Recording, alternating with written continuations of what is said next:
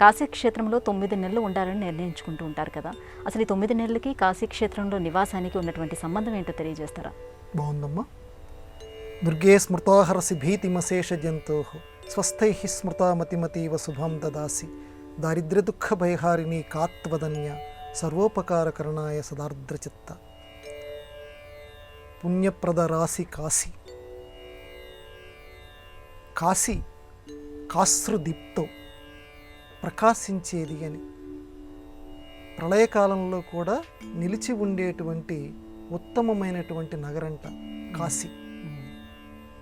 జన్మకొక్కసారైనా శివరాత్రి అని ఏ రకంగా అంటుంటారు? జన్మకో శివరాత్రి అంటే మొత్తం జన్మం మీద ఒక్క శివరాత్రి అయినా నువ్వు చక్కగా ఆచరించమని ఎలా చెప్తూ ఉంటారో, అలాగే ఈ మానవ జన్మలో కనీసం 9 రోజులు, కనీసం లేకపోతే 9 నెలలు కాశీలో ఉండురా నాయన అంటారు.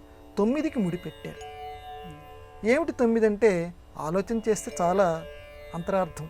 మానవుడు తన తల్లి యొక్క గర్భంలో 9 నెలలు ఉంటాడు. ఏ శ్రీరాముడు లాంటి మహానుభావుడో పక్కన పెడితే ఆయన మహానుభావుడు కాబట్టి మానవ జన్మ ఎత్తినప్పుడు అది వేరే రకంగా ఉన్నాడు. 9 నెలలు ఉండలేదు. కానీ మనం మాత్రం 9 నెలలు తప్పనిసరిగా ఉంటాం. కాబట్టి 9 నెలలు ఉంటాం. కాబట్టి అక్కడ 9 నెలలు గనక ఉంటే మళ్ళీ 9 నెలలు తల్లి గర్భంలో ఉండేటువంటి అవసరం నీకు రాదు. అందుకని కాశీలో 9 నెలలు ఉండు నాయన అంటారు. అందుకే ఒక రూములు కానివ్వండి ఇప్పటికి కూడా అద్దెలకి ఇస్తుంటారు మనకి.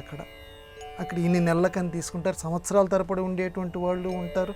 అయితే ఇక్కడ చెప్పొచ్చేది ఏంటంటమ్మా, కాశీ అనేసరికి ఎవళ్ళు పడితే వాళ్ళం మనస్సులో పంకిలాలు పెట్టుకొని కాశీకి వెళ్ళకూడదు. ఏదో వచ్చేస్తుంది కదా అక్కడ 9 నెలలు ఉండిపోతే మనకి రావాల్సింది ఏదో వచ్చేస్తుందని అలా వెళ్ళకూడదు. ఎటువంటి పాపరహిత భావనతోటి ఉండగలిగినటువంటి వాళ్ళకే కాశీ నీకు ముక్తినిస్తుంది. లేకపోతే నువ్వు 9 నెలలుగా ఉండొచ్చు, 10 నెలలు ఉండు, 9 సంవత్సరాలు ఉండు, నీకు ఎటువంటి ఫలితాన్ని కాశీ నగరం ఇవ్వదు. అది ఈ 9కి ఉన్నటువంటి విశేషం.